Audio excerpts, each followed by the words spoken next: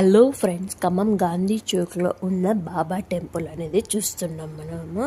ఇదిగోండి, బాబా అనేది చెట్టు కింద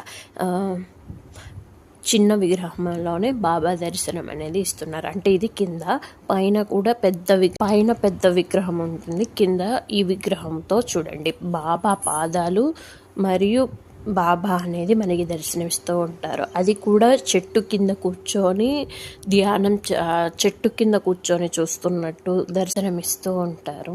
ఇక్కడే అంటే కిందే అన్నదానం కూడా చేస్తూ ఉంటారు. అన్నదానానికి అవసరమైన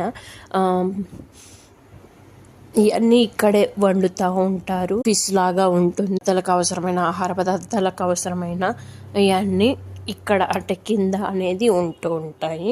అలాగే దుని కూడా ఉంటుంది కింద. గురువారం అనేది ఇక్కడ భోజనాలు అనేది పెడుతూ ఉంటారు.